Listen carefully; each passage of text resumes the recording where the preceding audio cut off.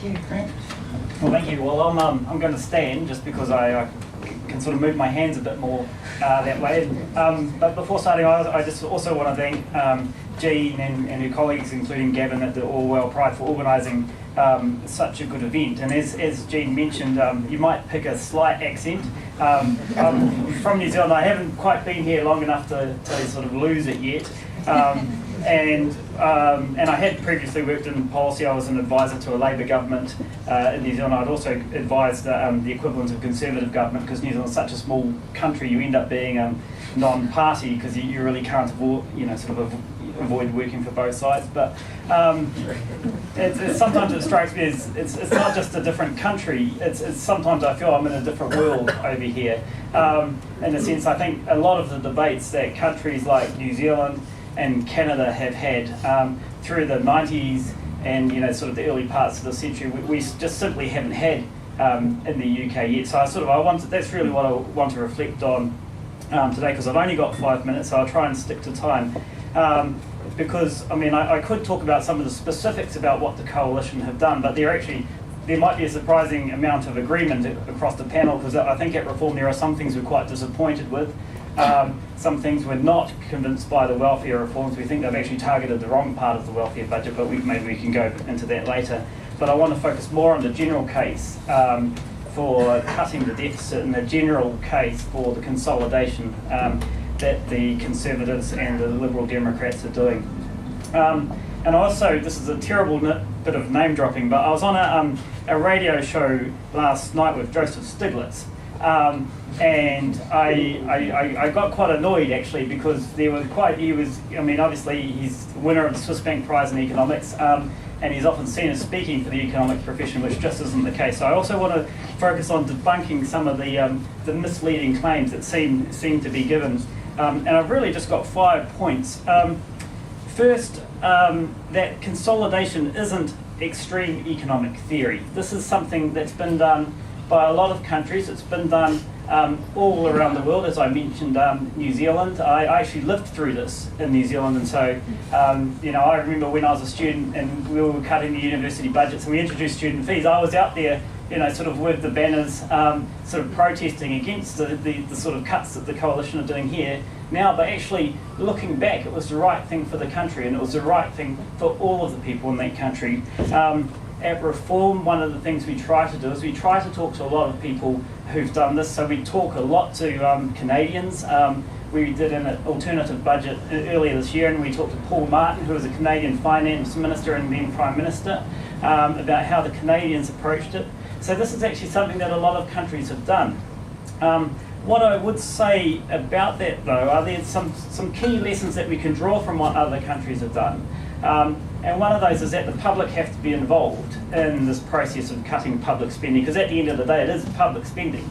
So it does have to involve the public, and this is something that the Canadians did very well. I'm not convinced that the coalition have really done enough on this, though. I don't think they've really engaged with the public enough. They had a website, which I actually think didn't really work for them. I think the BBC website was actually much better in providing information on what needed to be done. And the other key lesson is actually that the reforms that have worked, or the consolidations that have worked, have been across as broad a base of spending as possible. So I think that the coalition are taking a real risk with ring-fencing parts of spending, particularly with health and some of the benefits like pensioner benefits, like the winter fuel allowance, because what that does is that actually puts a lot more pressure on those areas of spending that we are willing to cut. And so that's why you get means-tested benefits like the pension credit becoming even more means-tested and even less generous when we're still paying close to £3 billion on this poorly targeted winter fuel allowance, which I just think is a scandal.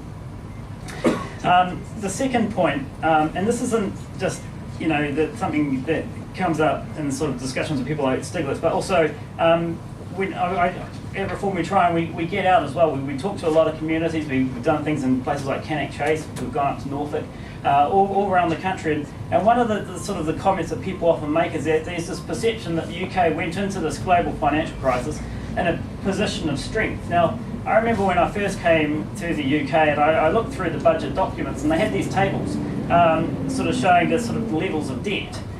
in the UK and compared to other countries. And the first thing that happened is like my eyes almost literally popped out of my head. Because I come from a part of the world where actually governments don't have debt. I mean, New Zealand has about 20% net debt now. It's increased, but it's very low. Canada got their level of debt down to about 20%. Chile have eliminated the debt. Australia, I mean, big parts of the world have actually moved on to understanding that actually it makes sense when you've got an ageing population for governments not to be running big deficits and to have high levels of debt. Because there's one thing that people say is, oh, we've had higher levels of debt in the UK in the past. Yeah, well, that was true, but we didn't have an ageing population.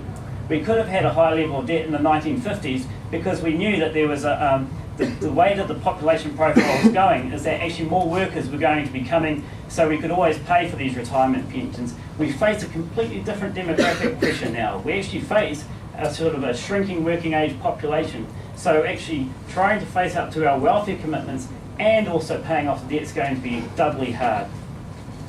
And that leads on to the third point, that it has to be done quickly. And this is something that both Paul Martin and people like Ruth Richardson and Roger Douglas in New Zealand, were quite strong on emphasising, because it has to be done quickly. The longer you take, the harder it's going to be, because we are facing these increasing costs of government. We know that the health service is getting more expensive every year. We know that pensions are getting more expensive every year. Even by the end of this term of Parliament, we're going to be spending an extra £12 billion a year on pension benefits.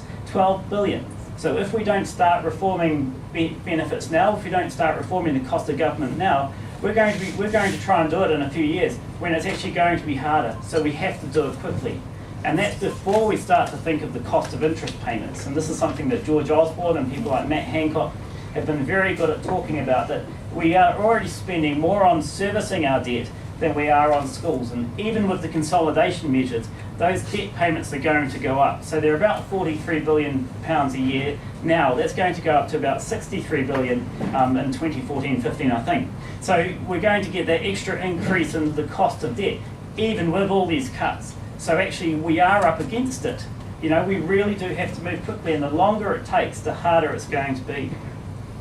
The fourth point is actually we should focus on the quality and not just the quantity of spending. And this is actually where I have the biggest problem with a lot of the economists like Joseph Stiglitz, in that they often just talk about government spending as if it's just one single number, but it's actually the type of spending that's important. Because what's important is that government spending isn't free. Either we're borrowing it or it's coming from tax revenues.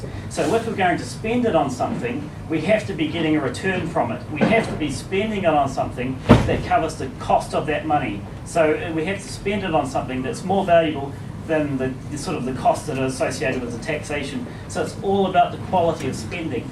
Now you can only ever say we shouldn't be cutting spending if you can say every penny that the government is spending is good quality. And we know that it's not. And we know that there's a lot of poor quality spending that we could actually cut.